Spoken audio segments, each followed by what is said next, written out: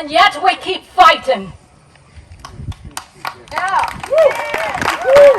I'm 195 years old, and I've lived through 24 presidents, from Van Buren to Hoover, so I've seen it all. Nothing new. And the worker has no protection from the government. The government is run by the wealthy and for the wealthy. You shake their hands, the hands of the wealthy, and you better count your fingers when you take your hand back. There have been continual labor wars since the protestant Hebrews went out with the Egyptians.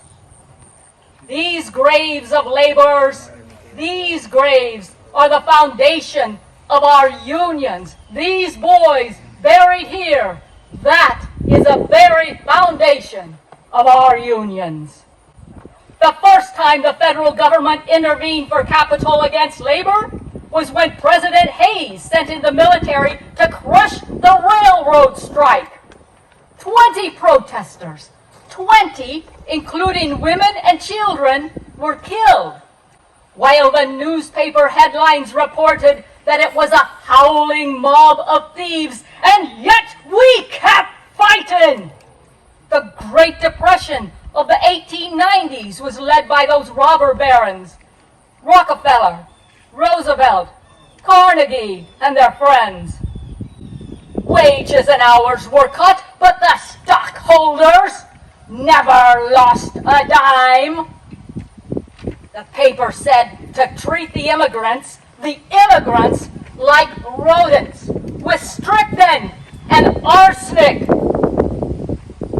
If they offered relief to them, they'd ruin the workers' incentive to work. Have you heard this before? If they get a pay increase, why, they just waste it on a better cut of meat or maybe something better to drink. And Carnegie built those lovely libraries. So benevolent he was. He built those hollow tombs. But what you don't know is that it had a stipulation. The people in the community had to raise taxes in order to fill that tomb with books and staff it into perpetuity. That was the only reason. And what did he get for it? On the front of every one of those libraries, it says Carnegie. Amazing. That's what he got out of it. In 1894, Coxey's Army, the out-of-work men, hundreds of them, out of work in the United States, marched to Washington, D.C., seeking jobs.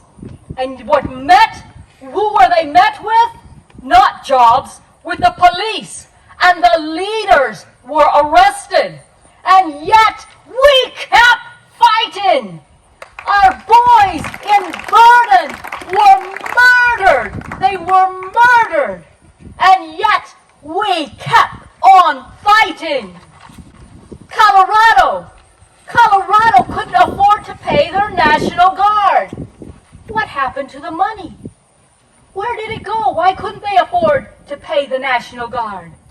Well, Rockefeller comes in and saves the National Guard and hires them as a militia, his own private army.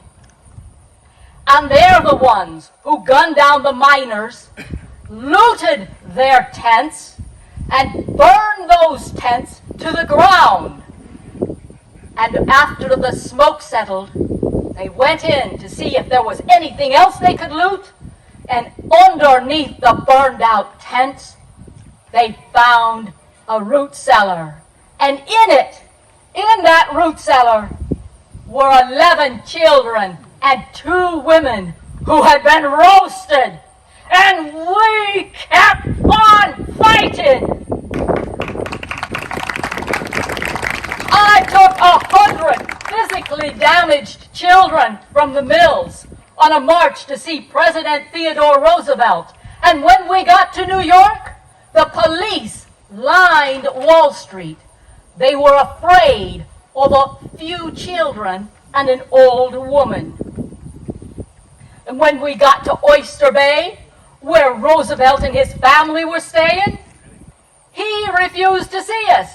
3 times we went to where he lived, his mansion where he was at, and he refused to see us. Suffer the little children to come unto me. Yes, but only if they're wealthy. General Chase was in charge of the Colorado National Guard later on, and during the labor strikes, he ordered mass arrests and detention of strikers.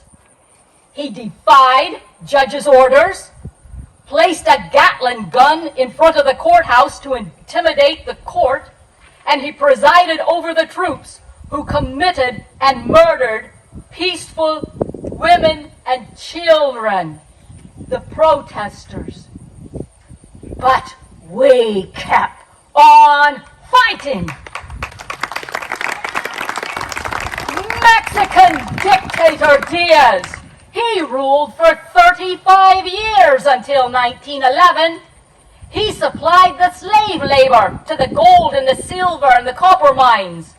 He was backing the investors. Who do you think they were? The wealthy in the United States. And he ordered the kidnapping of union leaders and anyone that spoke against him. They were jailed, awaiting extradition. Well, I held rallies and I wrote letters and I sent telegrams and contacted the newspapers. And I contacted the governor in Washington, D.C., and I fought until our boys were released. We keep on fighting!